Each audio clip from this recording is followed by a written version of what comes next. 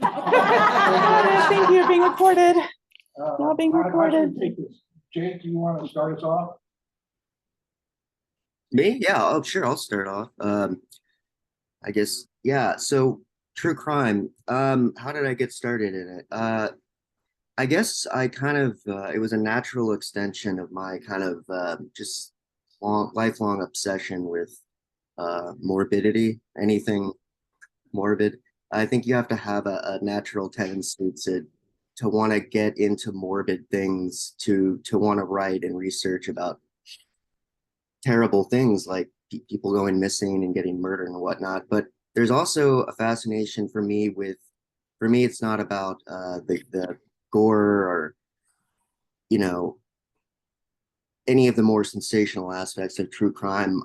I get kind of interested in how it's almost like a biography of it's a space between the living and the dead that you're trying to document. And so I got into true crime as I became interested in the life of this young woman, Elisa Lam, who died, and I I guess I wanted to track how her life ended in the way it did. And so I view true crime as a kind of a biography of all these different vectors who have lived full lives and have, you know, dreams and love and everything that we all have. And somehow they all intersect in the lives of the perpetrator, the victim. They intersect in a single place in space time at one moment. And I just became kind of just, wanting to track down what it is exactly that happens um, for both the victim and the perpetrator. Sorry, that was a very long-winded and random answer, but I guess the point is trying to dig up uh, strange events that are kind of scary to figure out. I guess I'll get better as I go along. Sorry. Um, well, I'm doing a very pragmatic reason. First of all, as a young freelancer many years ago, I found that crime is a lot easier to sell than other books. There are a lot of people interested, and it also certainly at its best becomes a way of illuminating things beyond the immediate crime. I mean, you learn about different strata of society. My first true crime book was about a 16-year-old boy in Cheyenne, Wyoming, who killed his parents. Actually, not just his father. He didn't have a father. And this was after years of child abuse. The father was a IRS special investigator, made the kid immediately a hero to some people, but actually he had reported this abuse before, and the sheriff's office basically investigated and put him right back in that house.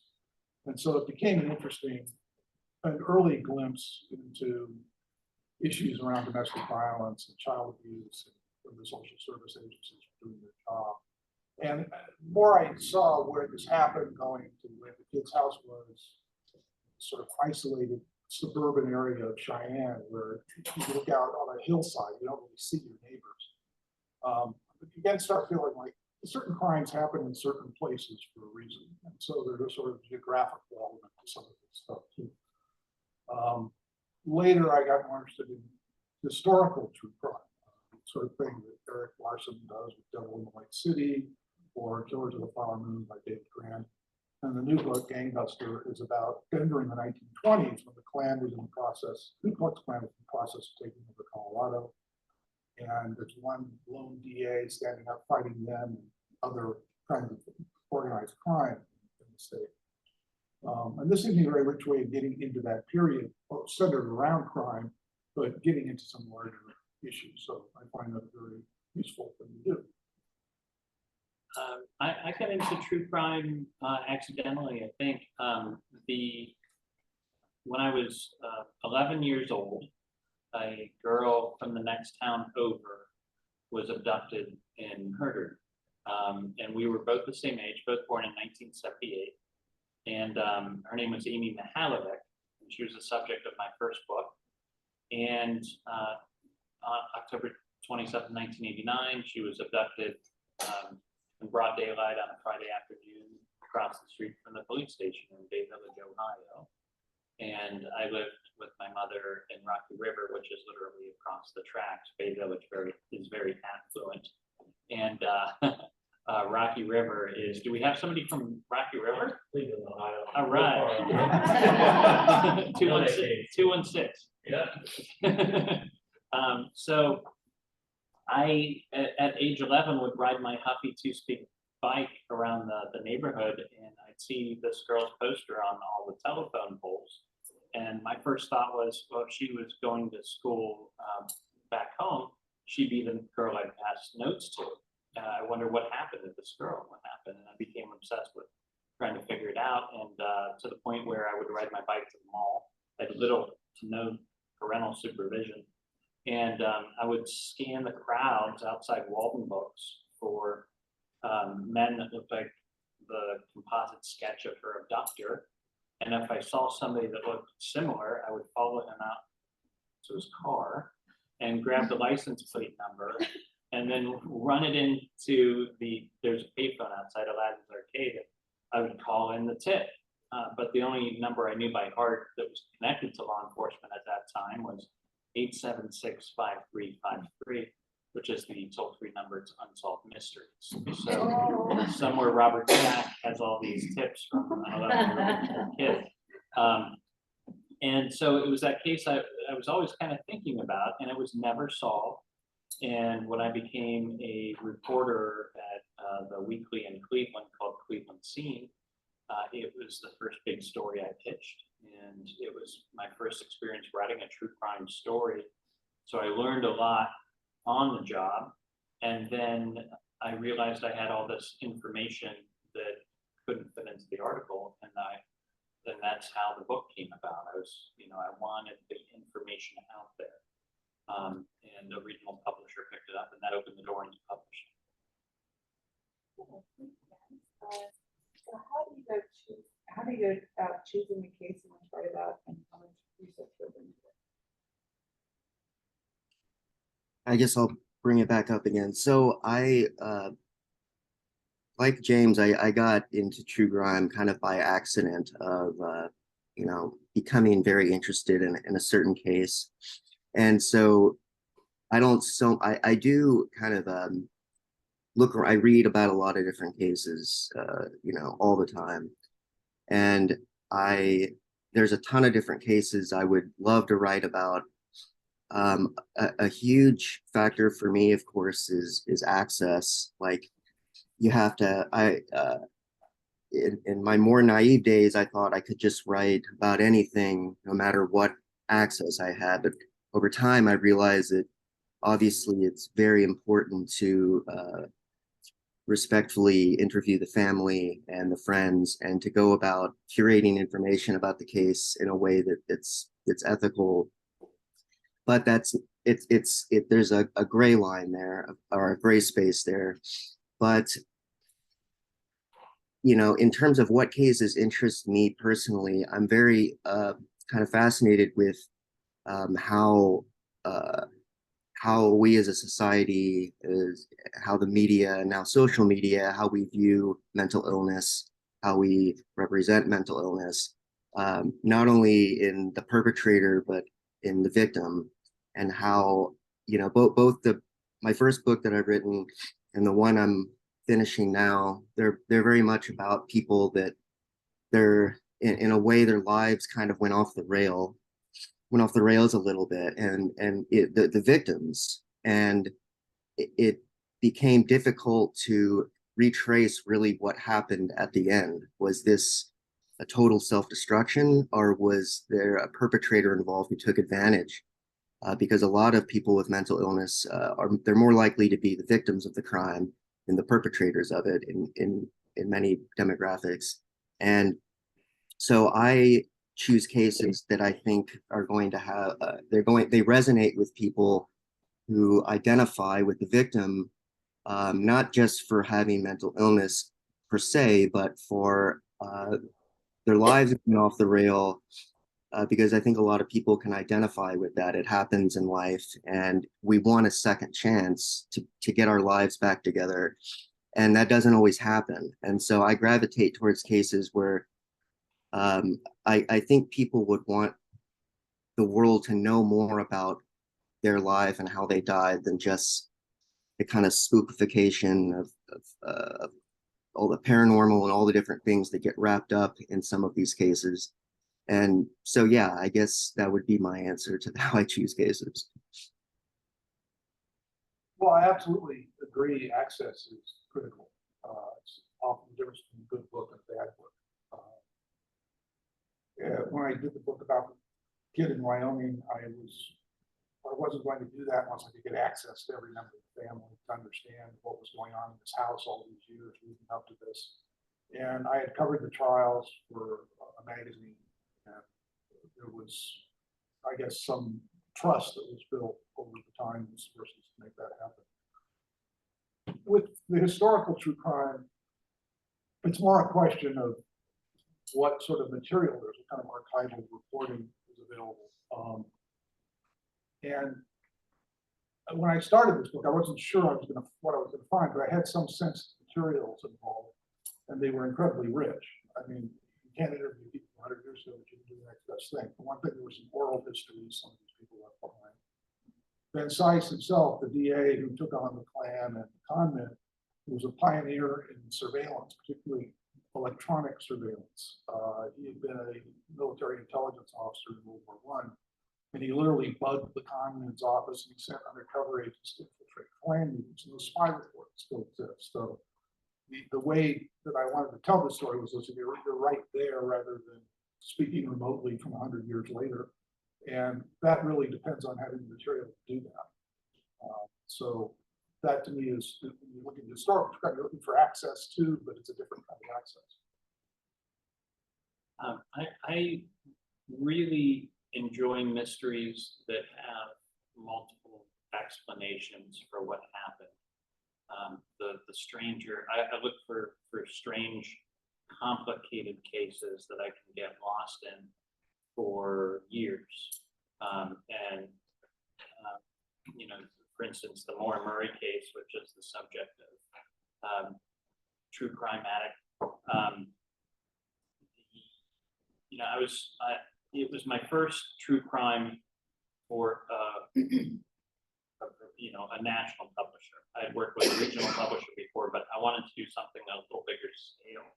So I was looking for a case that could be interesting for somebody to read, no matter where they live in the United States, and so it had to be particularly interesting. And I remember I was looking around for the case to write about, and I was home one day watching an episode of 2020, and it was about two mysteries, two mysterious disappearances. One was Brooke Wilberger, and the other was Moore Murray. And the Brooke Wilberger case, right away, pretty typical abduction, nothing too strange about it, although it's very tragic. Moore Murray's case, the more I heard about it, stranger it is.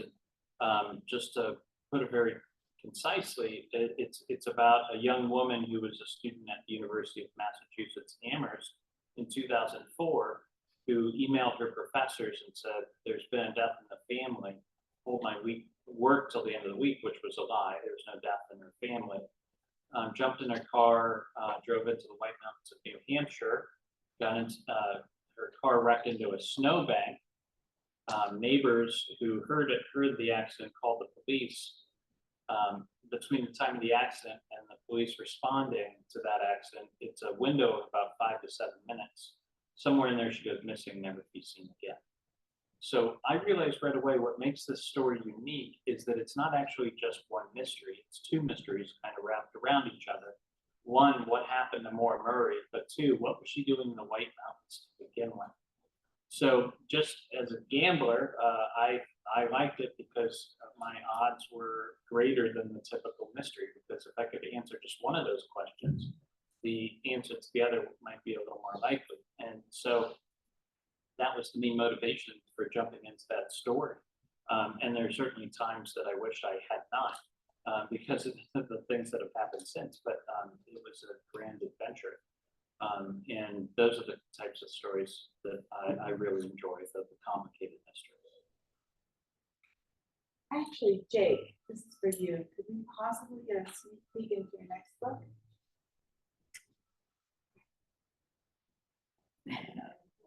So I think it's frozen. Oh, no. Oh, there you go. Could we get a sneak peek into your next book by any chance?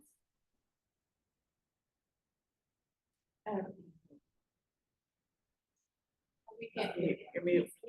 Muted. You're not that mute. I think you're muted, Jake. Yeah, I'll take care of it. There we go. There we go. Okay. So, question for you is, can we get a sneak peek into your next book? Still muted. There we go. There we go. Sorry. That was a nightmare. I was trying to say, I can't unmute myself. Yeah, sneak peek. So actually, I was gonna just second what I as well as Mr. Renner, I look for cases that are very complicated and have multiple different explanations.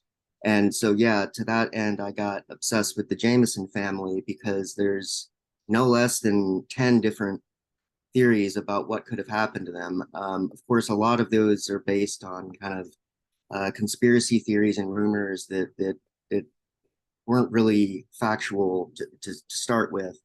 And there was also a lot of just strange statements made by law enforcement, by the family regarding cults, regarding a white nationalist hit list. And all of this, a lot of it was just born of people who were desperate to connect dots and so sometimes you connect dots that aren't there. And so to Mr. Renner's point, getting lost in a case with a lot of explanations, you know, I found that people really want to be able to reduce complex things down to simple things. That's the whole basis for Occam's razor, which is invoked a lot to try and explain things. But when I was looking into this, I found kind of an alternative, a cousin to Occam's razor called Hickham's dictum, which is actually originated in the medical field because there were people in that literature, in the circle of literature, writing about how a cause of death can have multiple pathologies contributing to it at once, to where you may be able to say this was the cause of death, but without knowing the full constellation of different pathologies, you don't really get the full picture. And I think that can happen with a lot of different things. Physics, a lot of different fields cannot be reduced down to a single truth. There is a number of different truths contributing to it at once. And you may be able to figure out some, but not the others. And so it's a balancing act. With the Jameson case, I went into it wanting to kind of destigmatize victims a little bit. What I found was that was impossible, because not only were the rumors true, some of them were stranger than I had even imagined. The Jameson case. I don't know that one. The Jameson family case, sorry, I should have introduced it. So this is a family that disappeared in the San Juan Mountains in southeast Oklahoma in 2009. They were there ostensibly looking for land, to buy land. And then they left their truck there on a clearing with the dog inside, and the two parents, Bobby and Sherilyn, and their little 6-year-old girl, Madison, were not there inside the car. They left all of their things, wallets, GPS, as well as $32,000 buried, and not buried, but underneath one of the seats. And the dog somehow survived 9 days in the car by itself. And so the law enforcement originally treated it as a lost persons case. They did a number of huge searches out there, but they were also investigating it for foul play. And there were a number of red herrings that made people think that they had been killed, such as death threats from one side of the family, Bobby's father. Sherilyn had had her own issues. And so there was speculation of murder-suicide. There was speculation of foul play from people on the mountain, like a drug deal gone wrong. Foul play from a family member trying to collect inheritance money. Just an absolute mess, and it's still not resolved, and you still can't really get a straight answer from anyone. But I did find some new information that I think is interesting. You know, this is a family that they were going to literal like end of days Bible prophecy meetings in the final weeks and months they were alive. They checked off every bucket on the murder suicide checklist, every single one, like 9 of them.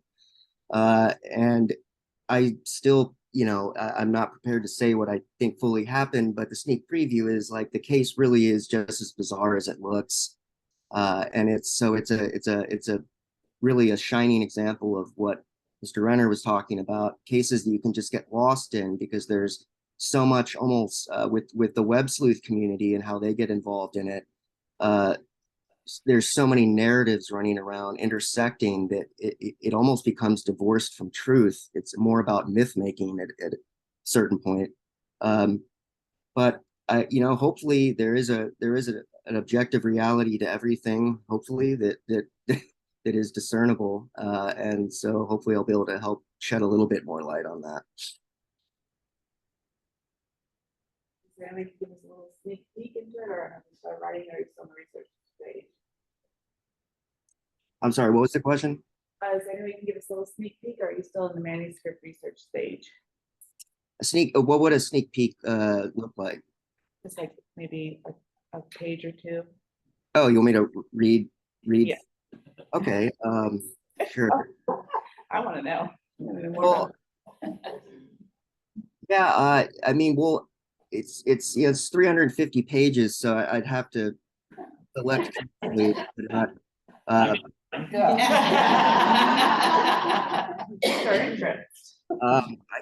guess I could read from what could you perhaps come back to me with that so I could prepare something? I mean, just like maybe half a chapter or something you find interesting, or even your introduction would be fine. We can come back to you. Okay, sure. So what would you say is the most difficult thing about writing true crime versus any other genres? Sure. I know you've written other genres. Yeah. I have a lot more fun writing novels and writing about tragedies that don't involve real people. It gets really sticky. And it's a lot harder to be sued if you're making things up. And right now, true crime is in a really weird place where there's a lot of pushback, and for part of it is for good reason. But there's there's a lot of focus right now on making it victim centric, which is kind of a good thing. They want to take it very far. Some people do in that only the families of victims should be able to tell the story or dictate how the story is told. That's kind of a slippery slope because 40% of all murders are committed by a member of the family or close friends. So you wouldn't want Scott Peterson to dictate how to cover Basie's story. But I think there's ways that the media can cover it better. One way that I proposed in Cleveland is when we had the Ariel Castro thing going on with the women that were being held in the house. He kept 3 young women in his house for 10 years, and that story broke, and Manbury, Gina DeJesus, and Michelle Knight were, got out of that house, and he was arrested the same day. And all the newspapers and TV stations in Cleveland were jumping over each other to try to get the new salacious detail before anybody else did. And I wrote a memo to my immediate contacts in Cleveland, and I've over the years gotten to know people at every outlet, and I said, hey, all the eyes are on Cleveland right now. We have an opportunity to do something really interesting and good here. Said, there's no danger to society. They arrested them. I said, what if for this one story, or stories of this magnitude, have one reporter and one cameraman and a report once a day, and all the stations and all the newspapers share that, so that you're not inundating the family with all this media attention. And it would set a great example in this weird moment. And of course, nobody, the plain dealer didn't want to hear that. And but there were a couple reporters that have been working for decades. They're like, it's a wonderful idea, but it will never happen. Which is a long way of saying that I like to write fiction more than true crime, but true crime pays the bills. And, It's such a wide range now that this genre has come to encompass. I mean, you went back 30, 40 years, you find these serious, quasi-literary works like in Cold Blood, right? And now you've got a glut of all kinds of true crime, some of it marvelous and in Capote's footsteps, and some of it, just salacious, as you say, or, the endless flood of podcasts and ways of capitalizing on a story without really necessarily doing anything in the way of original reporting. oh yeah. So it's tough to categorize the genre in one particular way because of all this stuff out there. I think what's interesting is that we're seeing more, not just the victim side of things coming in, but also scrutiny of the justice system itself in different ways. I mean, there are really powerful books about wrongful conviction out there now. I don't think you saw those years ago. And there are a lot of issues around how the system works and doesn't work. But there's some really powerful stories coming out of that. I kind of like those too. So what would you say makes the true crime? Actually, I think of the phrases. It's on my wish list of questions. What would you say has made true crime become such a popular genre? I've got a theory about this. I do a podcast called The Philosophy of Crime. I've got a couple podcasts, one that comes out every week called True Crime This Week. But Philosophy of Crime is 6 episodes, one season every year. And it looks at the bigger questions behind true crime, and it goes to classical philosophy for answers. So it's kind of a heady, look into true crime. And one of the first episodes I did was trying to figure this out, why true crime is suddenly so popular. Because when I was working at Scene, and we used to work for the same big media company, I had my editor, Pete Kotz, told me, he's like, Jimmy, you should be writing features of politics. Nobody reads true crime. Well, that of course changed about 10 years ago. And I tried to trace it back, and there are a couple big moments. So all these podcasts have come out of the success of Serial. Serial is what kickstarted all that. And Serial also introduced this idea that anybody could investigate a crime, because Sarah Koenig tried to go out, and she eventually ends up immersing herself and becoming a character in the story. Now, Serial, I don't believe would have happened, at least would not have been as a big success as it was, if not for the success a couple years before that for The Girl with the Dragon Tattoo, in which not only presented a crime in the way that we now see true crime being presented, but also introduced us to the character of Elizabeth Salander, who was not law enforcement, who was a young woman who was just very good at understanding crime, which I think is what inspired Sarah Koenig. So what inspired The Girl with the Dragon Tattoo? And I did a little research into that. The writer was a guy named Stieg Larsson, and he was writing The Girl with the Dragon Tattoo in the spring, summer, fall of 2001.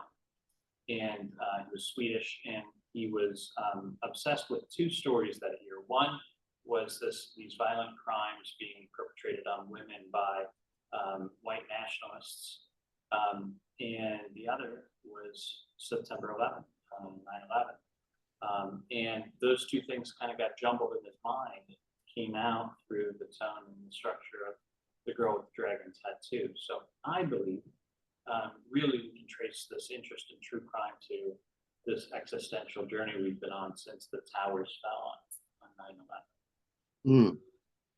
Wow. The whole idea of conspiracy theories, which is on armchair detectives and trying to figure out. Like, with Elisa Lamb, as you know, Jake, there are 500 theories all alone as to what happened to her. Right. I mean, they still haven't figured out the answer to that happening.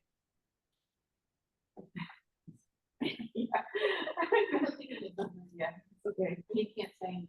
I thought I heard the words Elisa Lamb. Yeah, so I said, kind of leads into the idea of armchair detectives. Everyone thinks that they're a detective now. And, we have 500 theories as to each case that, each big case, like with the conspiracy theories over the World Trade Center. And I see your point. Yeah, I think the converging conspiracy conspiracy theories aren't fun anymore. The conspiracy culture has merged with internet culture and social media transmission of information. The speed, lies travel faster than truth, and so there is the truth is messy. I don't think there's any single answer to almost anything, but the conspiracy culture around true crime has definitely made it, some aspects of it, harder, and another way, having thousands of decentralized researchers obsessively looking for clues and sharing those clues in real time. I think there's a reason why a lot of detectives read the threads of web sleuths and sometimes even bring on web sleuths to help. It happens, not always, but sometimes. So it's not a black and white thing. As with the Elisa Lamb case, there's still no definite answer on what happened.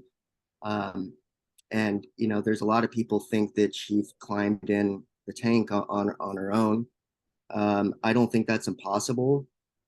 She was having a hypomanic, probably a mixed episode. A hypomanic episode is kind of a mix of the high of the up cycle and the low cycle. And I have bipolar 2 myself, so I can speak somewhat to the state of mind of a person in a mixed episode. And I can say it's certainly not impossible, especially if she thought she was being followed, which all the evidence points to. The body language analysis suggests that she either was thinking that about someone that was near, or someone that was actually near in the hotel. There's a lot of reports of pretty bad dudes in the security there. So I think, again, here we may have an example of something where there isn't a single truth. I think it's quite possible that someone in that hotel was speaking with her, talking to her, perhaps stalking her. But we don't know the extent to which the threat that was posed to her was one of life or death, or whether she was just spooked by someone, went up to the roof. She could have climbed up in there attempting to hide from someone. It's not impossible. The reality is that there's just simply no material evidence of murder that's been presented. We don't know if that's because she was in the tank for so long that any forensic evidence went away, and we also there's just a lot we don't know about what happened on that roof, and so I can't say. I lean probably towards a combination of someone pursuing her and then her taking a desperate action to try and hide, which is chilling to me. I really, for her own sake, I almost hope she was dead before she was in the water tank, because one of my worst nightmares is the thought of climbing in something, suddenly realizing your feet don't touch the bottom, the lid slams shut, and you realize you're trapped in a water tank and no one can hear you. To me, that's just as chilling as being pursued by a killer in some ways. But then again, I have the privilege of not having to constantly worry about being followed and harassed as young women do. So I can't tell you what happened on that roof. Was that the original question? I would say, remember what the question was. I did think the great job answering whatever it was, and then I remember what I asked. I forget exactly what I asked, but the answer was, it was great. Yeah, so what author do you think you get the most inspiration from?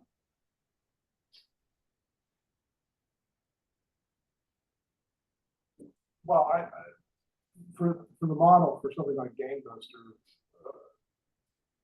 I mentioned Eric Larson and David Grant, both of them are incredibly gifted writers and really dogged researchers in terms of trying to get material that can make this come alive. Larson has a phrase about every time going to the archive, it's like a little detective story. And you're like, you find the right document, and it's like a match, it's lit in a dark room and just goes blaze. And anybody who does that kind of historical research, I think, knows what I'm talking about. It's great when you come across something that is like a live wire connection to something that happened 100 years ago, 200 years ago, whatever. In this case, one of the things was finding the typescript of a speech that the VA was trying to give to expose the Klan before they took over the state. I mean, they basically had infiltrated the city administration of Denver. This was in the 1920s, the Klan was like a mainstream political movement. They were soft pedaling the white supremacy, but they were fostering their own conspiracy theories about Catholics and Jews and immigrants, and how they were trying to take over America. We need to save America for the 100% Americans, that kind of thing. But he had the goods on them from this undercover work. And he never got to deliver this speech because the Klan basically outmaneuvered him and packed the auditorium where he was going to deliver it with Klansmen who spent 5 hours trying to shout him down. He would not leave the stage, but nobody could hear what he was saying. So I found the actual speech he had tried to deliver, and it put some missing pieces into place. And that kind of thing can be very exciting when it's, you know, what you're looking for, that suddenly brings you right there instead of feeling like you're writing about this at some great distance. So that. Yeah, no, I love Stieg Larsson too. Yeah. I'm a nerd for structure, and the books I like to read are not true crime. So the writer, honestly, that inspires me the most is Stephen King. I grew up reading, Stephen King, starting third or fourth grade, and I find him very helpful structure-wise, because each of his books he's experimenting with slightly different structure. And structure, by structure, I literally mean how he orders the chapters, which is how you get kind of the flow and the energy of the piece, and it gives you some parameters about how you write about what you're writing about. And so whenever I'm looking at a true crime case, I'm looking for a structure that makes the most sense with that particular story.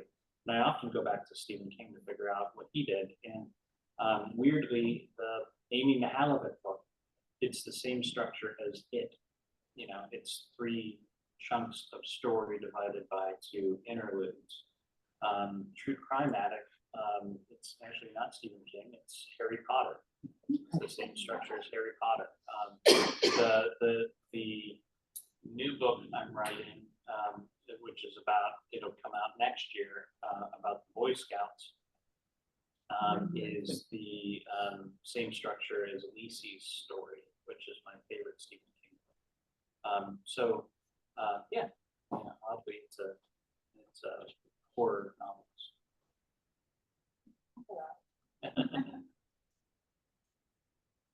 I am like Mr. Renner in that sense. I'm obsessed with structure. I probably did no less than 100 different outlines for the book I'm writing now. It's a problem, but I do study a lot of other authors, not just true crime. In fact, like James, I really prefer to read just more horror fiction for pleasure reading, or science fiction. Right now I'm reading Jeff Vandermeer's Annihilation. I don't know if you guys have seen that movie, but it's one of the best sci-fi horror, cosmic horror kind of movies in a while, and the book is good too. I read Stephen King. As far as true crime influences, I like what Alan said. I think Larson is for high concept ideas that merge, historical fact finding and certain social truths with the crimes. I think Larson is one of the best out there. I also, of course, like John Krakauer's work was, definitely one of the bigger influences for me growing up as far as what could be done with true crime, like when Into the Wild came out. And in a way that is a true crime book. It almost doesn't seem like it because it transcended the genre, which is what anyone wants with writing anything. Is you want to write in a genre, but you also want to transcend that genre with a work that is just so powerful that no one wants to just call it any one thing. And I think Into the Wild does that, and his later books I think get there too. John McPhee was a writer, a nonfiction writer who wrote a book called Oranges, and it's literally just a history of the orange, how it was used and traded in early kingdoms, the meaning that was attached to oranges, and it's a short book. It's like seriously 160 pages or something, but it's just incredibly interesting. And I think it's a great example of how the history of anything, it's all about in the telling of it, how the story is told. Like I've always said that the history of croutons could be more entertaining than a World War II documentary based on how it's told and how it's framed. And so I think to a certain extent, it harkens back to how you don't want to have limitations. And James was talking about how there's the gray area of who can tell the story. And yeah, we don't want the writing about crimes to be limited to only certain perspectives, but at the same time, there's a balancing act there. But as far as true crime influences, I think John Krakauer is one of the best. And anyone who just, I think, wants to study nonfiction writing, I recommend reading John McPhee's Oranges. Also, if you like oranges.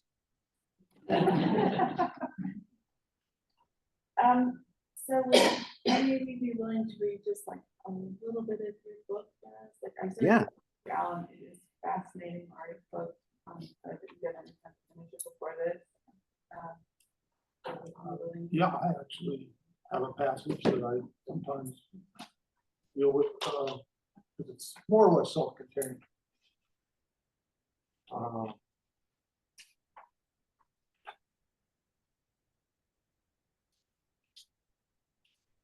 This comes in the latter part of the book when he's fighting the Klan, and they're in the process. They've infiltrated city government, the mayor is secretly a Klansman. They're in the process of running several Klans people for state office, and Van Cise, the DA, is struggling to stop the head of the Klan, John Galen Locke, who's a homeopathic doctor. And they're basically in the process of taking over the Republican Party, which also is Van Cise's party. So should I just do this? Is that? Yeah, absolutely. Should be about maybe 5 minutes. The Klan came into its own that August, stunning the state's political establishment with its grassroots organizing, its coordination, its unexpected numbers. But the Republican County Assembly held at the Denver Auditorium, representatives from neighborhood caucuses gathered to select delegates for the state convention. Roughly 2/3 of the assembled representatives were Klansmen, recognizable to each other by the white carnations they wore in their lapels. Klan police officers stationed at the doors tried to bar reporters and non-delegates, including several veteran party leaders. Locke directed the proceedings from the mayor's box, while City Attorney Rice Means acted as floor leader. They effortlessly pushed through an all-Klan ticketed candidates. Van Cise made several attempts to protest the hijacking of his party. If we don't get fair play, it's going to split the party wide open, he said. He was hissed and shouted down. The week after that, nearly 80,000 Denverites voted in the mayoral recall election, the largest turnout in the city's history. Stapleton, this is the Klan mayor, trounced Bailey by 31,000 votes, 5 times the margin of Bailey's defeat in the mayoral election of 1923. Stapleton released a terse statement saying he felt inspired that the citizens of Denver had twice shown their confidence in him. Locke gave his first substantial interview to the Denver Post, gloating over the returns and leaving no doubt about the mayor's true affiliations. The Klan had charge of the campaign and election of Mayor Stapleton and was entitled to credit for his overwhelming victory. He spoke disdainfully of the district attorney who had leaked spy reports to the Denver Express right before the recall election, in a last-ditch effort to expose Stapleton's kowtowing to the Klan that hadn't made any difference. We know that, as I know, that today Phil Van Cise is trying to organize a committee of 100 prominent or near prominent men to fight the Klan in the coming campaign, Locke told the reporter. I know the name of each man who is taken into Phil's organization. I know he peddled the Klan stuff to a newspaper. And I know he is very foolish to hate the Klan. I'd just like Van Cise to know that we know what he is doing. Locke was well informed. After watching the Klan steamroll the opposition at the county assembly, Van Cise was scrambling to organize an alternative slate of Republican candidates before the primary election. He had enlisted 100 business leaders and attorneys to sponsor the effort and was hastily recruiting candidates. Van Cise organized a strategy meeting with his backers one evening at the West Side Courthouse. He invited 50 people to attend. Fearful that some might be scared off if their names were disclosed too soon, he avoided any public announcement of the meeting. But Locke's spy network was at least as good as the one Van Cise had, keeping tabs on the Grand Dragon. The night of the meeting, approximately 300 Klansmen gathered on the lawn outside the courthouse. They formed a line on both sides of the sidewalk. They called out the names of the arriving guests and discouraged several from entering the building. A hearty 24 of Van Cise's supporters ignored the taunts and attended the meeting. The group adjourned around 10 after deciding that the visible government ticket would hold several public rallies in the days leading up to the primary. Van Cise emerged from the courthouse around midnight. A scatter of Pluxers still lingered on the lawn, evidently waiting for him. His path to the car took him through a gauntlet of them. They bumped and shoved him, cursed him, swatted at him. They didn't do more was probably because of the brightly lit fire station next door. The fire department had not fallen to the plan as completely as the police. And that night, the station was staffed by Catholics and other anti-Klan employees. Van Cise made it to his Ford. The Klansmen piled into their cars, waiting for him to pull away, then followed. Van Cise felt like a grand marshal leading a parade.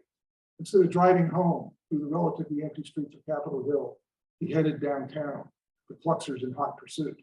He had not gone far when he saw a water truck ahead, lumbering toward a hydrant. He slammed on the accelerator and squeezed into the shrinking space between the truck and the curb, then whipped around a corner. Behind him, he heard a crash and screams. 2 cars remained on his tail. He took several sharp turns, pulled over on a deserted street, and proceeded on foot, creeping through alleys and hopping fences until he was home. The next morning, he phoned Locke. I am carrying a .45, he said, and I've run from your gang for the last time. When I shoot to kill. He carried the pistol in his shoulder holster for months. A year or so later, he had a confidential conversation with a Klansman who claimed to have been one of his pack of pursuers that night. The man said that the group had planned to kidnap him and castrate him, but the presence of the Catholic firemen had made them hesitate. They figured they would have better luck catching up with them on the streets. Then the water truck got in the way, he said, and your damn Ford was too fast. All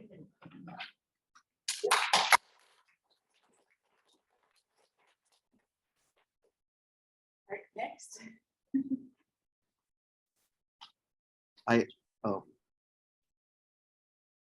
James, you want to go or me go? Well, yeah, one of you, I gotta find where I'm reading from. Okay. So I'm just gonna pick up here in the first chapter. So this is a section of the chapter called The Last Known Point. All right. The clearing on Panola Mountain where the abandoned truck was found was a well pad, one of the few spaces in the area not ensconced in triple canopy, thick vegetation. Like the rest of the mountain, it was accessible only by a narrow, unpaved oil and gas access road, a relic of the 20th century petroleum boom that had once made Oklahoma a prime destination for business prospectors. The truck had come to a stop near the end of the clearing, close to the only egress, nose down, slight incline, with 3-foot rivets of sludgy ground soil enclosing both the driver's and passenger's sides. Not an ideal place to stop and stretch. There was nothing on the ground around the vehicle. The tires had air. There were no footprints, no sign of damage, broken glass, or blood in the immediate area. There was no evidence any kind of struggle had taken place, nor was there an indication of maintenance issues with the vehicle. Officers took an inventory of the truck's interior. Displayed in a pile, they found billfolds, a purse, jackets, a map, a GPS device, and a couple of cell phones. The IDs and the billfolds belonged to Bobby Jameson, to whom the license plate was registered, and Sherilyn Jameson. Records show the two had a 6-year-old daughter named Madison. The signifiers pointed to a family that meant to return to their truck, but for whatever reason hadn't. The most immediate logical explanation was that they had stopped travel by foot and gotten lost. Using the family's cell phones and GPS device, the deputies reconstructed their last logged movements, and that data drew Beecham and company about 100 to 200 yards north through trees and vegetation so thick they couldn't see more than a few feet ahead. The small troop ascended a hill, and halfway up they saw a few footprints, small, the unmistakable impressions of a child's shoes, but they tapered off quickly, dead ending at the rocky plateau at the top of the bluff. Later in the morning hours, deputies found an image on one of this family's cell phones. It showed a young girl, presumably Madison, standing alone amid boulders and trees, scenery that resembled the bluff at the top of the hill where they spotted the footprints. In the picture, the little girl's bleach blonde hair flowed down over her shoulders. She wore a light t-shirt and blue jean trousers, and her eyes peered into the distance, mouth open, exposing her missing front baby teeth. Her arms were crossed in a kind of nervous self-hug, with her right hand grasping her left elbow and her left hand holding her right bicep. She was either standing or mid-step in what appeared to be a candid picture, unposed, unplanned, and unnerving. As the first inkling of dawn touched the overcast mountain, Beecham stood alone, assessing the truck from a new angle on the clearing. Something was off. A shadowy figure silhouetted against the sky suddenly approached from the direction of the truck, where the deputy's activity had intensified. "Sheriff, I think you need to see this." "What is it?" Beecham followed him back over to the truck. "We found something underneath the floor compartment. There is a substantial amount of money in this vehicle, sir." As he parted the silent gathering of deputies, a shrill cold wind picked up around them, like the atonal swell from an orchestra pit. It stopped as suddenly as it started, and a stillness descended. Beecham's eyes lowered to the surface of the back seat, where stacks of cash spilled out of a bank bag. That's the end of chapter 1. I guess I'll stop there.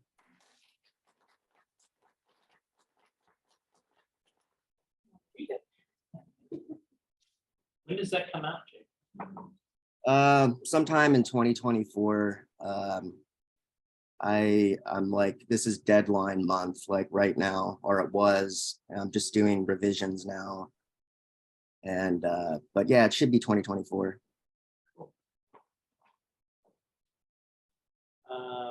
I do have a book coming out in 2 weeks. It's called Oh. Little Crazy Children. And it's about a group of high school kids who had hijacked a murder investigation in Shaker Heights, Ohio in 1990. I'll read a little bit from True Crime Addict, though. Probably the book I'm most known for in true crime came out in 2016. It's from a chapter called Never Take Rides from Strangers. And I ventured up to New Hampshire to the scene where Maura Murray got in the accident and disappeared. The drive along Wild Ammonoosuc Road was a different journey in the morning light. I kept going long after it felt as though I must have passed the place where Maura had crashed. On my left, the Swiftwater Stage Shop went by, a combo Phillips station and a small grocery inside an old cabin. About a mile later, I found the weathered barn. That's where she disappeared. near. It's not really weathered, this barn. It's painted red and white, and there's a gravel lot beside it. It sits off the road at a sharp turn, almost a 90-degree bend. In the winter, the snowbanks are packed into glacial walls by the plows. Just after the barn, I spotted a giant blue ribbon tied to a thin fir tree. The story goes that Fred Murray, her father, had put the first ribbon there, but it had been replaced by family members and friends over the years. A quiet memorial to the missing woman, a reminder to locals that someone still cared. I tried to imagine how the accident might have happened, how Maura had ended up in the snowbank on the right side facing the way she'd come. Early reports said she likely slid at the turn and crashed into the shoulder, but couldn't make that work in my mind. The centrifugal forces that gripped the car after the curve should not have allowed this. Maybe she bounced around from one side to the other like a bearing in a pinball machine. Granted, I'm no physicist. I turned around at Bradley Hill Road, a T intersection about 300 feet beyond the blue ribbon tree, and then parked in the gravel lot behind the weathered barn. I retrieved my camera from the back seat and walked to the crash site. As I snapped away, a red car pulled up beside me and stopped. I waved at the driver. An old man hunched over the wheel and rolled down his window. "You hear from Maura Murray?" he asked. "Yes," I said. "Well, I know what happened to her." "You do?" He nodded. "Hop in and I'll show you."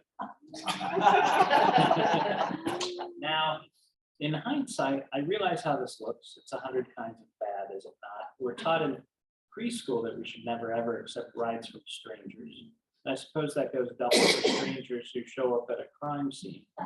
Obviously, I'm not getting into this man's car. "Can you just tell me?" I asked. "No, I have to show you." "Can I follow you in my car?" The old man shook his head. "That'll take too long. You interested or what? I have things to do." "Let me lock up," I said. I walked back to my car, reminding myself of all the reasons I shouldn't be doing what I was about to do. This is the part of the horror movie where the audience groans, because really, how stupid can a person be? But he was old, like really old, ancient. Looked to be about 90, no joke. I'm not a big guy, but I thought I could take a 90-year-old man. Also, what are the chances, right? Would a serial killer really come back to the scene of the crime and ask the reporter to get into his car so he could kill him too? I wrote the man's license plate number in my notebook and slipped it under the driver's seat. He probably wouldn't murder me and use my skin for a man suit, but if he did, I wanted someone to find him. I got into the old man's car and buckled my seatbelt. We turned around and drove east. "What's your name?" I asked. "Ain't gonna tell you my name," he said. "So what happened to Maura Murray?" "I'll show you what I think happened," he said, keeping his eyes on the road. "This car had that smells cars get when you don't clean them too often. Dirt and grime, not really unpleasant. That year, the snow was built up just like it is now. Enough snow on the ground you could track a person if they walked in it." He nodded to the left at a ranch home with wood siding and a rack of antlers above the garage door. "That's Butch's place, or was," he said. Butch Atwood, the bus driver, the last person to speak to Maura before she disappeared. Butch had an antique business, flea market, sold old glass bottles, that sort of thing. He was sitting in his bus there out front of the garage with a clear view of the girl's car. He would have seen if she was took a ride with somebody. Maybe she did. Maybe the person he saw her get a ride with was someone he was scared of. The person I have in mind is capable of threatening Butch. Who was it? The old man didn't answer. We had been driving east for several minutes now and not past another road, just dense forest on the right, river on the left. If Maura had come running this way after the accident, there would have been no place for her to hide when another driver came along. Where in the world could somebody hide a dead body around here? I said. "I'll show you," he said with a smile. Finally, we came to another road that hooked right up the mountain. "This here's Route 116, he said. "Rough country around here. Here you go." The old man pulled his car to the side by a guardrail. We got out and walked over to the ledge. We were on a short bridge above a deep gully. 20 feet below, a torrent of clear water shot around giant boulders crusted with ice, snaking down the mountain toward the Ammonoosuc. "Right here's a good place," he said, looking into the gully. "You could throw a body into that brook and it would keep in the ice until the thaw, and then it would wash away down the river when the ice broke up." Stared at the water for some time and then returned to his car. We continued further up Route 116. "There's a woman's body found in a brook in Swiftwater some years ago," he said. epileptic woman, did work for this fella I want to tell you about, housekeeping. I heard there was a pickup spotted by the girl's accident scene that night. This fella, he drives a black pickup, and he gets to drinking sometimes, and when he drinks, he gets mean. We stopped at a private drive that led further up the mountain, but the old man didn't say anything. Is this where he lives? I asked. The old man drove on. I told you all I can tell you, he said. It may all be well, maybe nothing to it. I just had something flash over my mind, that's all. A few minutes later, we arrived back at the weathered barn and he left me by my car. Didn't say anything else, just shook my hand and went on his way. Thought about this encounter a lot over the years. I'm still at a loss. Oh, I tracked him down, eventually used his license plate. I discovered that he had a property dispute with the man he was accused of murder. That's probably all it is, just bad blood between two weird men, but I wonder.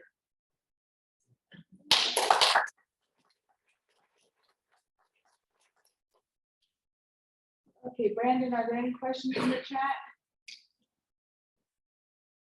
Can you hear me? Okay, I guess we'll open up the floor to questions now. Yes. When you're putting together contracts, first of all, thank you. You did a great job, all three of you. When you're putting together contracts between your publisher, do the people that you interview, do they have any, or the victims or their families, do they have any say-so over what you're publishing material? Do you have to get them to sign off on anything? No. No. You know, unless you've made a specific agreement with the family, which, you know, I don't know. I haven't heard of that being done. But, you know, I've never had to deal with anything like that. The news is the news, and, you know, people can't tell you what you can't write as long as it's true and not libelous or defamatory. Right, and the defamation has to be malicious as well. So you can't be charged with defamation, for example, for publishing like a rumor that someone else stated. Although you want to give context, of course. I'm dealing with this right now because I spoke to some of the family members involved, but not all of them. And you know, so for some interviews, a publisher might like to have consent given, written contract given from the family, but it's certainly not necessary. In any, like James said, it's if you're reporting on the news, it's a fact that happened, and it's you know, the family doesn't own the story of what happened, and of course that's a maybe they should own it. Some people argue maybe they should be able to control what's said about it, but you know, like James said, that gets really thorny when you have like you said, a huge number of the murders involved, or not a huge, significant percentage murders are committed by someone in the family. So you could easily imagine a scenario in which a particularly conniving killer could really kind of hijack the narrative of the case, and in some ways even influence the investigation. If you have a sociopath like Peterson, or well, no, Watts wasn't smart enough, but you know, you could easily imagine a scenario in which you know, someone could shape the narrative the way they want it.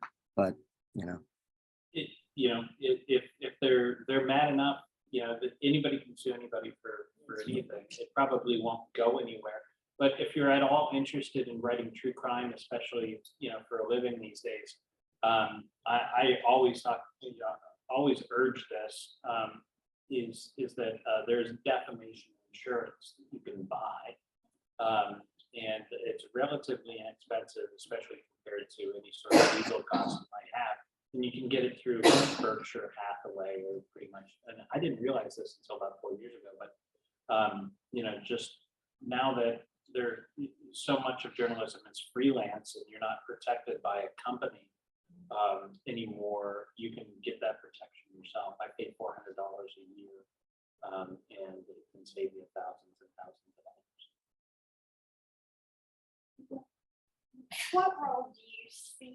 AI playing in true crime and talking about actual events. What's your opinion about that role of AI in this genre? I've been thinking about it a lot.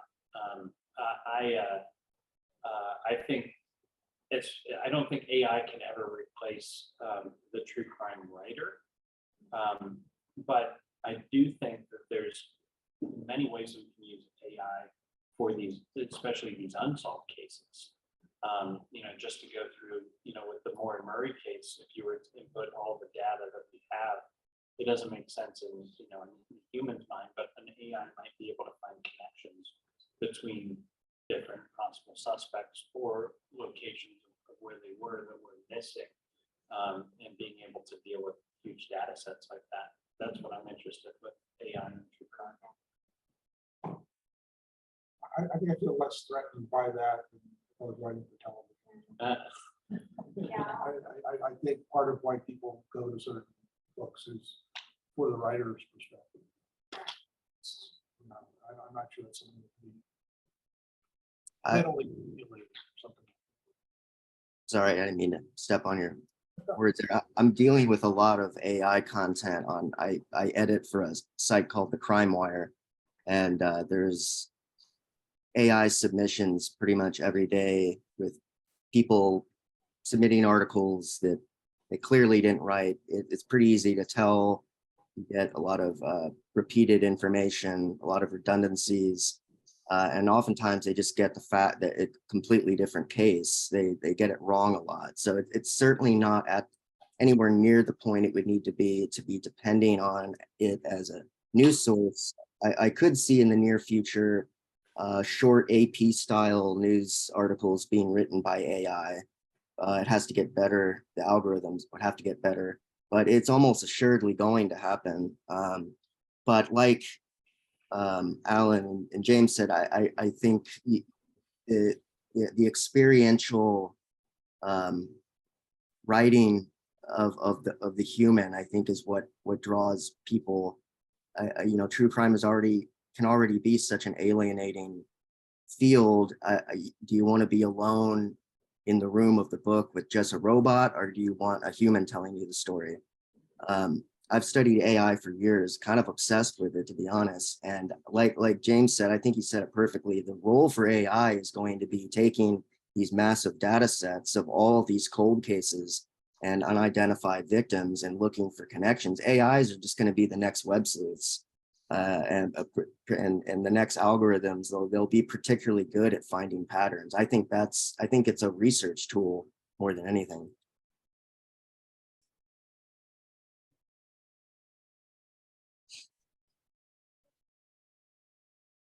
Okay, so what was there something on like a documentary about the Mora thing, and is there something about the bus driver? Yeah, I mean, the Moore and Murray case, you can go down there are so many rabbit holes to go down. And early on, a lot of people suspected the bus driver, this man who stopped at the scene of the accident. He was the last person to speak to Moore and Murray and said, hey, do you want me to call the police and get you some help? And she said, oh, no, please don't call the police.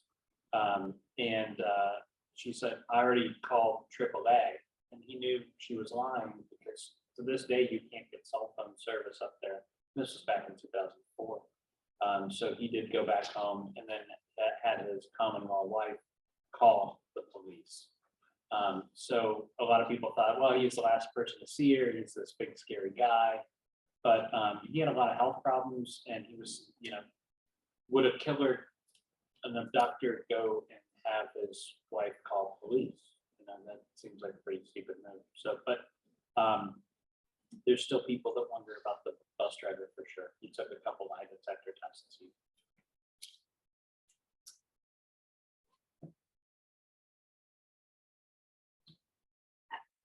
One more question.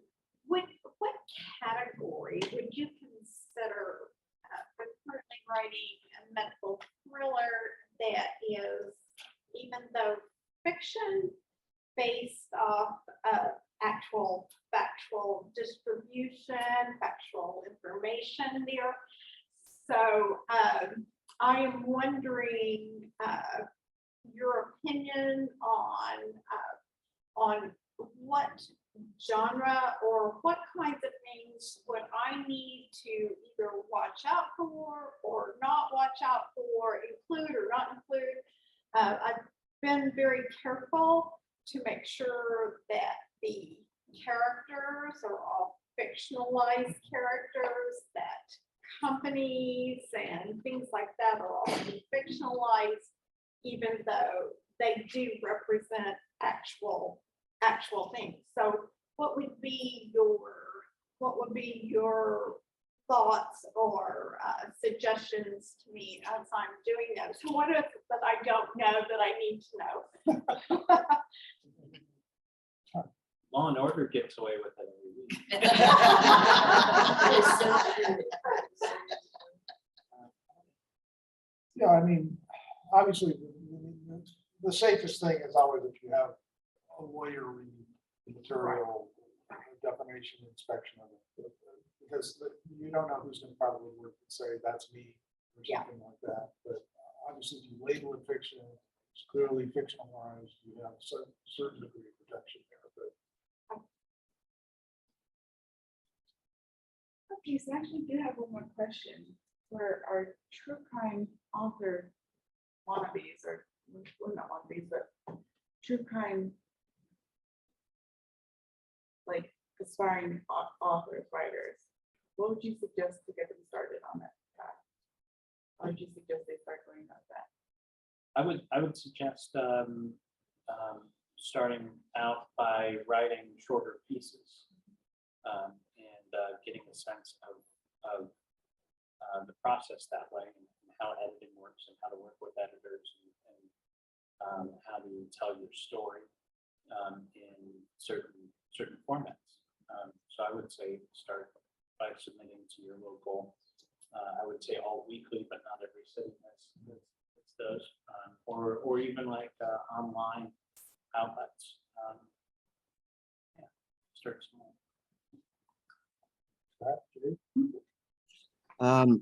Yeah, if someone getting started in true crime, I mean, I think you start the same way you would start with any field of writing. I think you focus on storytelling and structure, and you know, with anything you're writing, you want to tell a good story and connect with the audience. So you want to establish your voice. With true crime specifically, I think you want to hone your research skills. There's a lot of journalism that goes on, multiple kinds, curatorial, investigative, gonzo even. There's a lot of different ways you can approach it, but you wanna, even if you're not trained as a journalist, which I wasn't either, but you have to really know how to find your sources, and you know, so read other true crime authors.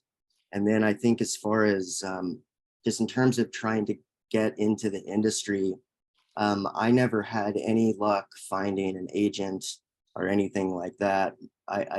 My only advice to give you is to find an editor that likes the kind of stuff that you're doing or that you're interested in. Find that editor and write a really good a short pitch to them about the thing you're interested in, and if they're interested in it as well, have a really good proposal with a couple of sample chapters and show that you've really done the research on why this story needs to be told.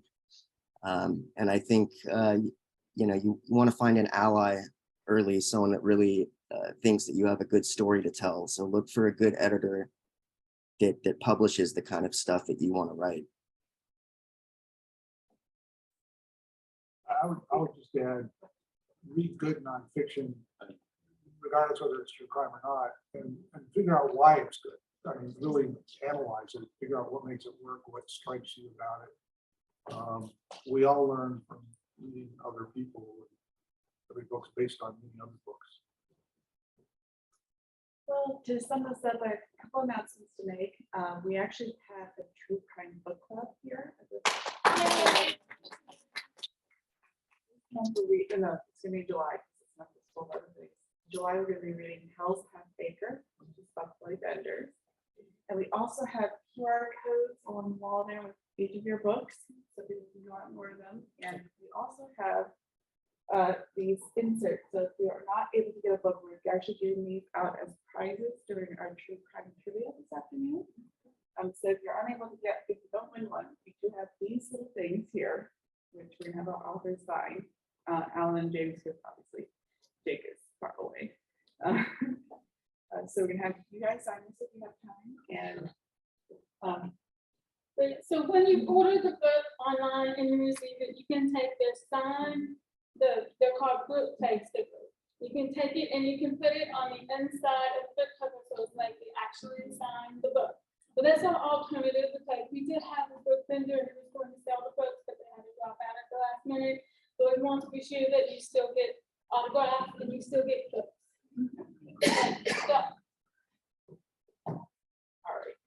So and you can take however many of the stickers you want to get signed, or however many books you want to order, if you want to buy them as Christmas presents, you know, and each one has their sign on the inside, you know, just a suggestion, so. So when is the book club meeting? we are meeting the third Saturday of every, not this month, the third Saturday of July, and I guess it's a great, what time? 2 to 3. Yeah, it's 2 to 3, and it is awesome, we have great discussion. And here? Yes, it's gonna be here this time. We're trying to get permission to go off campus, because I know people like going off campus every once in a while. But we meet up here in classroom C, which is on that side. So, do you have pens? So, I for can- those I can here in grab mine. attendance, if you want to get up and get some autographs, the next program, which is a trivia program, where you can win some prizes, that would be it too. And thank you all for joining.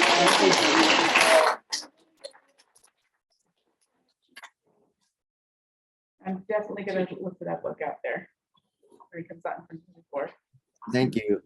Yeah, I'm honored to be included with this group. I've definitely very much influenced by both their work. In fact, Renner, True Crime Addict was what made me realize I could write Gone at Midnight, and James wrote the cover blurb for my book. So thanks for that, man. Thank you very much. Inspiration. Okay, so we'll just start. You Come up and grab these if you want here. And get these and start on signing the book.